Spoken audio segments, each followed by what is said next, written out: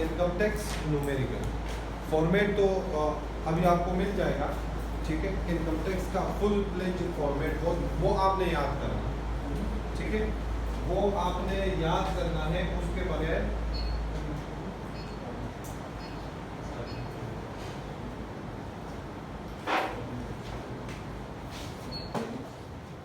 जी वो आपने याद करना है, रट्टा लगाना है। इंशाल्लाह इनकम टैक्स का न्यूमेरिकल आपको मसला नहीं होगा। ये अटेम्प्ट मुझे बताया, अटेम्प्ट कौन सा? मार्च 20 कितने मार्क्स का है?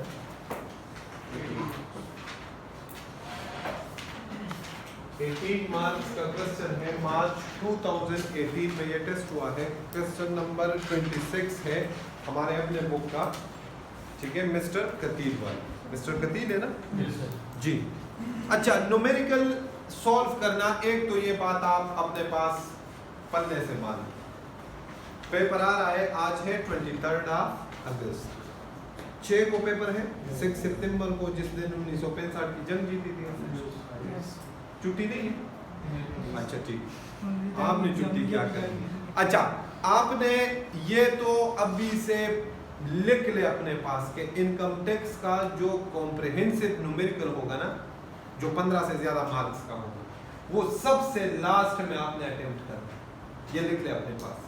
अगर कभी पहले 15 मिनट्स में बच्चे जो ब्लंडर करते हैं ना, वो ये करते हैं कि 15 मिनट्स में वो पूरा न्यूमेरिकल सॉल्व करने की कोशिश करते हैं। ये जो है ना, ये टाइम टेकिंग क्वेश्चन होता है। कौन सा क्वेश्चन होता है? और अगर आपने स्टार्ट में टाइम और सेकंड टाइम टेकिंग के साथ साथ ये चैलेंजिंग क्वेश्चन होता है पेपर।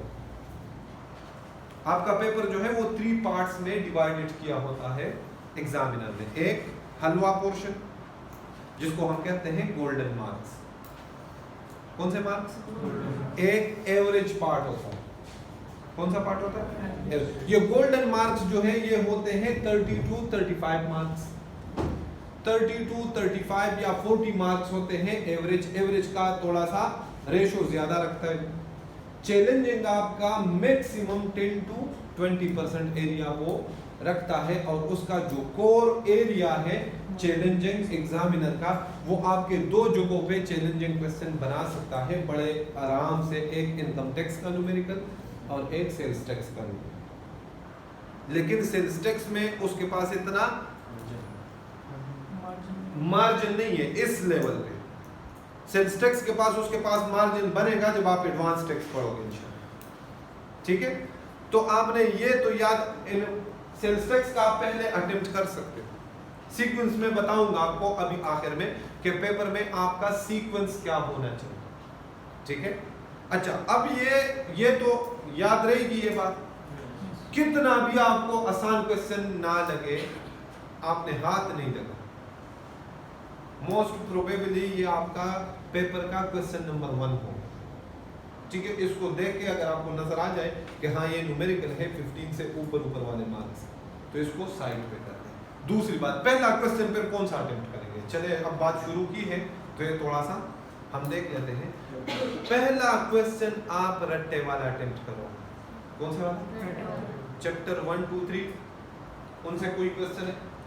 असेसमेंट अपील से है, सेल्स टैक्स थ्योरी है, या कोई डिफिनीशन? ये सबसे पहले क्वेश्चन आपका सीक्वेंस ये होना चाहिए रट्टे वाला। 3 क्वेश्चन है, 4 क्वेश्चन है, 5 क्वेश्चन है पेपर में, वो 15 मिनट्स में ढूंढ के निकालने हैं और उनको सीक्वेंस बनाना है जो आपका सबसे तगड़ा एरिया है। ये रट्टे वाला क्वेश्चन पेपर का कौन सा पोर्शन होता है पता है आप? चैलेंजिंग, एवरेज या गोल्डन? Golden marks. ये फ्री मार्क्स होते हैं, हलवा। आपको यहाँ घर पे मेहनत करनी है, ठीक है। आंखें खोलो, दिमाग बंद करो और याद करो। उधर जाके वो सिनेरियो बेस्ड क्वेश्चन नहीं पूछेगा कि जनाब मुझे, आपको सोचना नहीं पड़ेगा। आपका लिए मुश्किल क्या है? याद करना। एक बार याद कर लिया ना तो फिर जाके उस तरह डील होगा। 2 चीजें जो है मैं आपको अपना पर्सनल एक्सपीरियंस बता रहा हूँ इन पेपर्स का। मेरे साथ लॉ में और टैक्स में ये मसले हुए हैं, ठीक है। जो क्रेमिंग वाले एरिया थे ना, अगर आप पे पेपर में 1% भी प्रेशर बिल्ड हुआ ना, और ये जो क्वेश्चन होता है न्यूमेरिकल, ये प्रेशर वाला क्वेश्चन होता है। अगर आप पे 1% भी प्रेशर बिल्ट हुआ तो आपका जो क्रेमिंग वाली चीजें थी ना वो सारे स्लिप हो जाएगी। तो आप फिर जितना भी कोशिश कर ले वो आपके लिए पॉसिबल नहीं। समझ में आ रही बात? ठीक है, चले न्यूमेरिकल देखते हैं। अच्छा, इस न्यूमेरिकल को सॉल्व कैसे करना, अपनी आदत बनानी। ठीक है, दो तरह की हम रीडिंग करते हैं। मैंने आपको क्लास में भी बताया था कि आपने अपनी आदत बनानी है, वो थ्योरेटिकल क्वेश्चन हो, वो केस स्टडी हो, वो न्यूमेरिकल हो, जिस तरह भी क्वेश्चन हो, वो क्रेमिंग वाला क्वेश्चन हो, डिफिनीशन हो, आपने सबसे पहले रिक्वायरमेंट पढ़नी हो। क्या पढ़नी होती है? रिक्वायरमेंट या तो बिल्कुल स्टार्ट में गिवन होती है या सबसे लास्ट में। तो यहाँ कहाँ पे गिवन है? लास्ट में।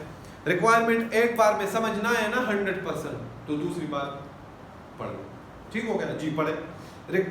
Under the provisions of the Income Tax Ordinance 2001 and rules made thereunder, compute the total income। Underline करें। पहला रिक्वायरमेंट क्या है? Total income.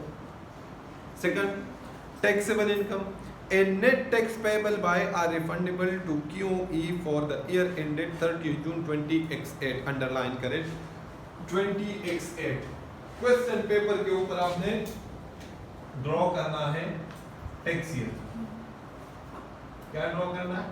टैक्स ईयर जो स्टार्ट होगा 1 जुलाई 20x7 से और एंड होगा 20x। ये आपका इससे बाद और इससे पहले वाली इंफॉर्मेशन का हमारे साथ लेना देना वर्किंग में काम आ सकता है, लेकिन हमारे सॉल्यूशन में, मेन सॉल्यूशन में उस इंफॉर्मेशन का कोई लेना देना नहीं। जी जी। Note, ignore minimum tax under section 113। Minimum tax पढ़ा था ना? मिनिमम टैक्स के नहीं पढ़ा? भैया आपने पढ़ा? पढ़ा नहीं था? पढ़ाया नहीं sir ji. Show all relevant exemptions, exclusions and disallowances. अच्छा, आजकल वो ये रिक्वायरमेंट में ऐड कर लेता है एक्सक्लूजन, ये एग्जेम्पशंस।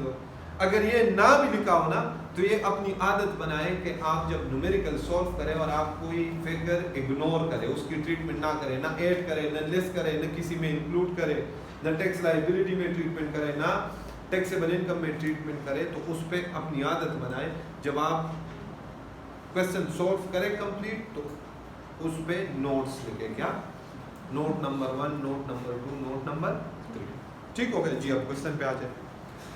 आपके पास अगर आप ले जाए ना इरेजेबल पेंसिल साथ तो ज्यादा बेहतर। ठीक है, ये क्वेश्चन पढ़ते हुए आपने क्या करना है मैं आपको बताता हूँ। Mr. Katil, a resident individual, is engaged in the manufacture of various consumer goods under the name and style Katil Enterprises. The following information has been extracted from the records of QE for the financial year ended 30 June 20x8। जी, turnover है, cost of sales है, gross profit है, operating expenses है, operating loss है, finance charges है, other income है, profit before tax.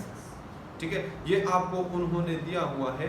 Has been extracted from the records of QE for the financial year. Financial year मतलब ये जो आपको इंफॉर्मेशन गिवन है ये इनकम स्टेटमेंट है, accounting profit and loss account. कौन सा है? Profit and loss account. ठीक हो गया। इसको हमने कन्वर्ट करना है किसमें? टैक्सेबल प्रॉफिट, टैक्सेबल इनकम में। ठीक है जी। Additional information, cost of sales include. बच्चे जो सबसे बड़ी गलती कर रहे हैं ना वो ये, उसने हेडिंग दे दिया cost of sales include. Cost of sales क्या है? अकाउंटिंग प्रॉफिट में एक्सपेंसेस है ना। समझ में आ रही बात? अब बच्चा एक पढ़ लेता है, इसमें वो 2-3 पॉइंट्स दे रहा होता है, पहला पढ़ते हुए ये याद रहता है कि हाँ ये कॉस्ट ऑफ सेल्स में इंक्लूडेड, दूसरे पे चला जाता है, भूल जाता, क्वेश्चन का बेड़ा गर्क कर। तो ये कौन से फिगर में शामिल है?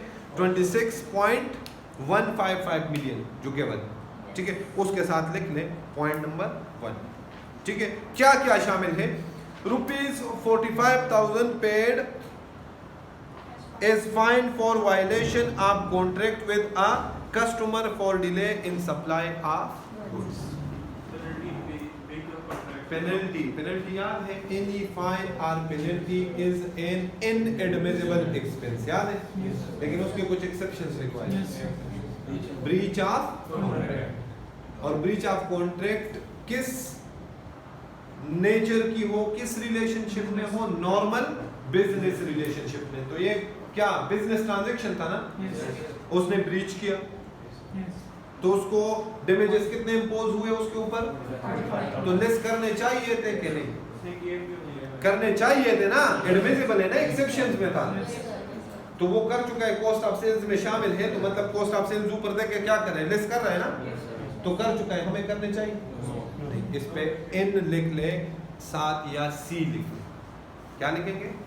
एन और C. N for note, C for comment. नीचे रिक्वायरमेंट, इसको आपने ट्रीटमेंट नहीं करना, इसको आखिर में आपने क्या करना है? सेकंड, अगला क्या है?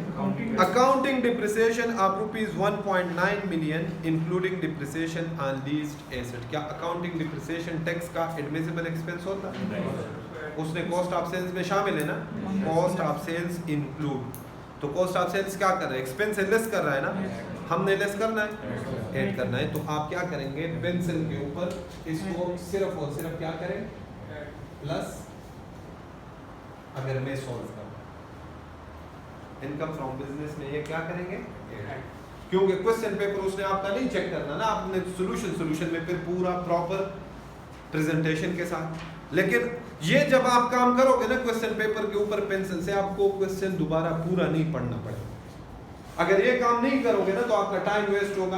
आप जब सोल्यूशन स्टार्ट करोगे ना, एक बार हम क्वेश्चन रीड करते हैं ना, आप जब सोल्यूशन स्टार्ट करोगे तो आपको दोबारा फिर एक एक एडजस्टमेंट पूरी करनी पड़ेगी। यहाँ पढ़े, सोचे क्या ट्रीटमेंट करनी है, ये ट्रीटमेंट करनी है, साथ में छोटा सा बारीक सा सिर्फ आपको नजर आए, वो आपको मना करेगा। उसके लिए तरीका ये है कि पेज जो आपको क्वेश्चन पेपर मिले ना, पहले मिनट में उसके सारे पेजेस के ऊपर CRN लिख लें अपना बड़ा टॉप पे, और साथ अपना नाम लिखें। उनको डर ये होता है कि ये यहाँ सॉल्व करके एक्सचेंज ना करें किसी स्टूडेंट के साथ पेपर। दोस्त साथ बैठा होता है ना, तो उस टाइम इंसान की फीलिंग वो बस मैं किसी तरीके से पास हो जाऊं, उस टाइम ये आपको सदका लगता है किसी के साथ हेल्प करना। ठीक है, समझ में आ रही बात भाई? ठीक है ना? तो ये काम ना करना। हाँ, अगर पॉसिबल हो तो इधर उधर देख लिया करो जी। ऑपरेटिंग एक्सपेंसेस इंक्लूड, ऊपर देखे ऑपरेटिंग एक्सपेंसेस के बने, फिगर क्या है? हाँ, 4.5 मिलियन। इसमें क्या क्या शामिल है? ये भी एक्सपेंस है ना। ₹450,000 paid for renewal of a manufacturing licence for 15। Admissible है कि इनएडमिसिबल? ये क्या चीज भैया? 15 इयर्स के लिए लाइसेंस। लाइसेंस कौन सा एसेट होता है? इंटेंजिबल। तो कैपिटल एक्सपेंडिचर नहीं है, उसकी यूजफुल लाइफ कितनी है? 15 इयर्स। तो क्या ये हम एक साल में चार्ज करेंगे? ये कैपिटल एक्सपेंस है। कौन सा है? इस पे हम क्या चार्ज करेंगे? अमोर्टाइजेशन। ये हमारा पूरा एक्सपेंस नहीं है इस पे। तो इसके साथ क्या लिख लोगे? इसको क्या कर देंगे? एड क्या चार्ज करोगे? ये दो चीजें लिखने से छोटा अमोर्टाइजेशन चार्ज करेंगे, और साथ में ये 450,000 ऐड करेंगे, क्योंकि ये हमारा पूरा एक्सपेंस नहीं है। हमारा एक्सपेंस क्या है? अमोर्टाइजेशन। मतलब अमोर्टाइजेशन क्या करेंगे? ठीक हो गया जी। अगला, vehicle tax paid in cash amounting to ₹55,000 for 8 office cars. जो ऑफिस के कार्स हैं उनके ऊपर टैक्स पे किया है। क्या बताया? कार्स किसके लिए यूज हो रहे हैं? Holi and exclusively for. क्या ये जो टैक्स पे किया है ये इनकम टैक्स है? ये कौन सा टैक्स है? व्हीकल टैक्स है। व्हीकल टैक्स बिजनेस कार के ऊपर। देखिए, अगर हम पेट्रोल डालेंगे तो एडमिसिबल एक्सपेंस होगा कि नहीं? इन्हीं कार्स के ऊपर ये जो बिजनेस में यूज हो रहे हैं, अगर हम इसमें पेट्रोल डालेंगे तो वो पेट्रोल का खर्चा हम बिजनेस को चार्ज करेंगे कि नहीं? क्योंकि होली एक्सक्लूसिवली फॉर। अगर हम इसको मेंटेनेंस करेंगे, मैकेनिक के पास लेके जाएंगे, जो खर्च आएगा क्या वो चार्ज करेंगे कि नहीं करेंगे? इनके जो ड्राइवर्स हैं उनको सैलरी देंगे, तो क्या बिजनेस को चार्ज करेंगे कि नहीं? तो इनके ऊपर जो टैक्स बनेगा हर साल वो पे करेंगे, तो बिजनेस को चार्ज करना चाहिए कि नहीं, क्योंकि ये बिजनेस से रिलेटेड एक्सपेंस है। कार्स ये हमारा इनकम टैक्स नहीं है, इनकम के ऊपर जो टैक्स होता है वो इनएडमिसिबल होता है, तो ये एडमिसिबल एक्सपेंस है, ये उन्होंने ठीक किया है, हमें कुछ करना चाहिए। हाँ, तो इसको लिख ले, नो ट्रीटमेंट के साथ लिख ले, इन ए या फिर सी लिख ले या फिर नोट, ठीक है। केस में पेन है, बाद में क्या करना है, कमेंट करना है। रीजन क्या बताओगे कि Holi and exclusively for business purpose, वो लिस्ट कर चुके हैं, हम कुछ भी नहीं करें।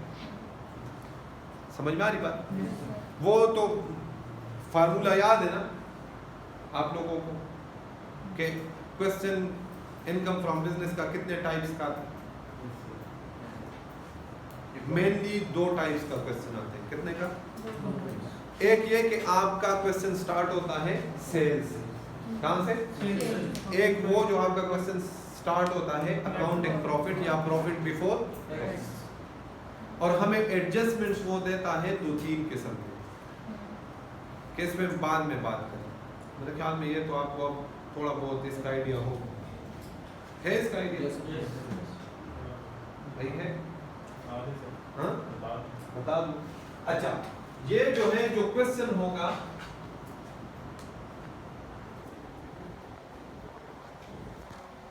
या ये न्यूमेरिकल